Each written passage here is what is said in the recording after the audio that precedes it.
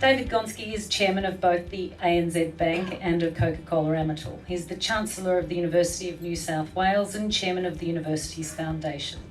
David's president of the Art Gallery of New South Wales Trust and is on the board of the Lowy Institute for International Policy.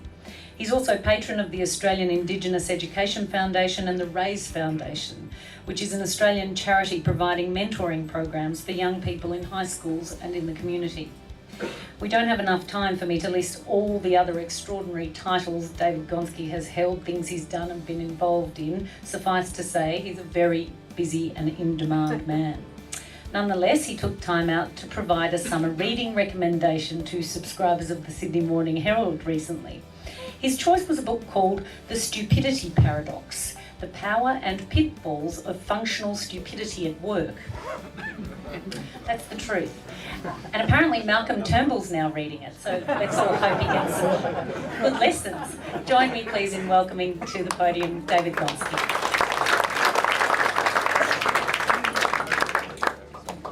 Thank you, Emma.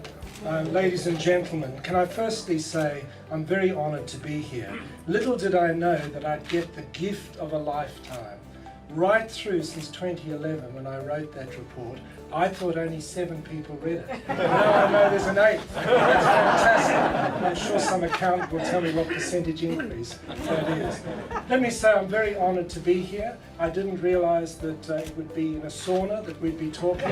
So I have about 400 pages. I will abbreviate. Firstly, can I say when I was asked by 2 Barrys and a Brett to do this, I thought I could talk about education.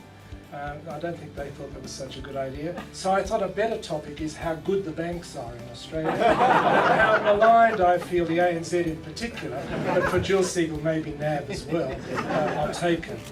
But I want to say that what they wanted me to talk about was why I became a client of this firm so many years ago. And it allowed me firstly to dispel one vicious rumour. And the rumour is I do suffer from the fact that I remember everybody's face, but I don't remember everybody's name, which when you've graduated over 60,000 students, it's pretty difficult.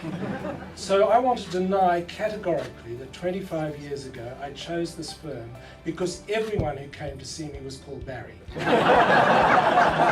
I think at one stage, by the way, a David came, which was easy.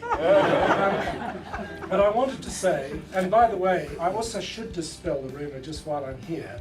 It apparently may be true, but Brett can talk about it, that when this negotiation, this marriage started, I'm told that Brett is an excellent negotiator, signed all his letters Mr. B, as distinct from Mr. Brett, just in case they might think his name is Barry, and obviously from that. Ladies and gentlemen, I had great difficulties working out what to say to you, what happened 25 years ago. But then I started to reminisce, and it's actually interesting as I look at all of you, it's quite amazing the clientele that's in this room. One of my first employers is standing there, from PricewaterhouseCoopers. Oh, sorry. My dentist is in this room, stockbrokers here, there's even a brain surgeon out the back. This place is teeming with people who could talk better than me on any subject. But the thing that occurred to me is, one of the reasons that I came here 25 years ago is that an old man who wasn't so old when he started to advise my family when we came here in 1961 from South Africa, who had provided us with accounting advice next to no one. Why? Because he cared. Because he was professional in the way he did it. He called in the children. He helped my father, a brain surgeon himself, to understand what business is about, which was quite an achievement. He looked after, at times, our money.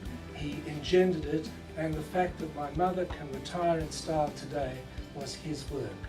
The problem that he couldn't solve, and maybe some in the audience can, is aging. And 25 years ago, he turned 70.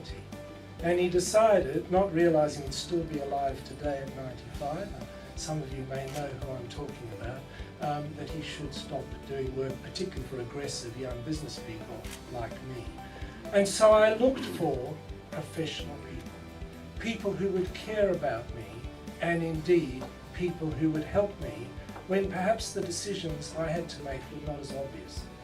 And I must say, the two Barrys came to the fore, and 25 years later, even though they've now become a Brett, it's fine. And I'm delighted, as Barry Mendel told us 400 times that he's not retiring.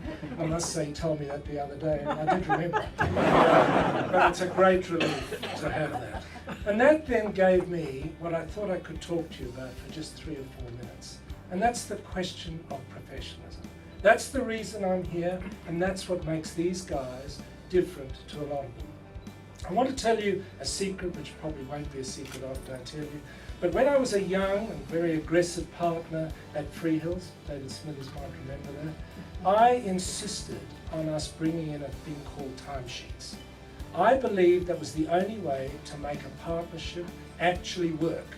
As far as I was concerned, I was the only one who worked, and everybody else lived off my earnings, which was wrong, by the way. We then accounted, we were very modern in those days, in 10-minute slots, and made sure that we billed accordingly. Park that for a minute. 2 weeks ago, sitting on a big board that I do, we put out a big tender to law firms, and we chose a leading law firm as our major law provider on their hourly charge-out rate. We didn't ask who would deal with us. We didn't ask what professionalism would be brought to bear. We made an assumption that of the big 4 or 5 in Australia, it would be pretty good. What is happening to professions is that they're becoming commoditized. And indeed, this is permeating not just in law or accounting, but it is all around us. And then let me take you to the current debate on artificial intelligence.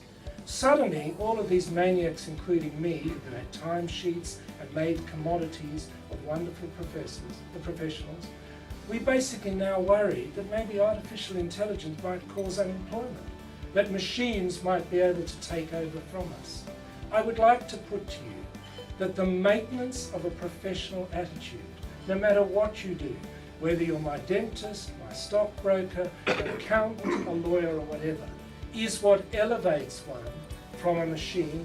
And I, even though my children sound lousy with machines, computers and so on, I will underwrite that basically unemployment of enormous proportion, which is talked about, will become like what happened when I was a kid. And those of you in Australia might have, at that time, might remember, every teacher talked about the yellow peril. And by the year 2000, and I wrote it down in a little book in case I forgot, we'd all have 6 cubic meters, that's all, to live in. Well, of course, it happened today in this room. I wrote the speech. Interestingly, by the way, because I hate sport, I was quite impressed with that, because I realised there's not a lot of sport in 6 cubic meters. But the fact is, it didn't happen. And the reason I believe that artificial intelligence, self-driving cars and so on, will not cause great angst is if we can re-engineer ourselves to follow maybe a couple of Barrys and a Brett and this firm generally, in rising above just the mundane, in delivering services and ideas with humanity and some thinking, trying to solve problems in perhaps a way that a machine can't. Interestingly, and I mean there's got to be some add in for the ANZ Bank here, if you go down to our new branch, which is just down the corner, you're very welcome there, 2, usually women but sometimes men, will stand there with an iPad, and they will, with that iPad, be able to tell you where you should go in our 3-story branch. Let me give you a secret. That iPad tells them exactly the answer, and you could use that. But it is proven that our customers like the professional touch. They like the person that cares about them.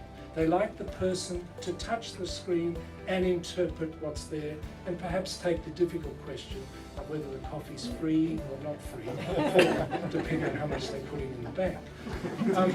My point, and here's what I wanted to put to you, that we need to fight, basically, commoditization. And it's not just, as I say, the elite, it's everybody. Do the job with a bit more compassion, a bit more thinking, a bit more broadness. And you know what else the prize is? It's not just that we'll avoid a lot of unemployment, but we'll have a better time. and then Barry won't have to retire. Every day will be an exciting day for him. Because if I may leave you with one thought, if Barry Mendel had done his job in a way that artificial intelligence could do it, he would have retired 20 years ago, and even worse, no one would have noticed. Ladies and gentlemen, it's a real honour to be here. I did have, as I said, 300 pages still to go. You're welcome if you want to have a look at it, but I thank you very much for listening to me, and I do hope some of you agree, and even if you don't, well, let me know why you don't. Let's be professional. Fight artificial intelligence.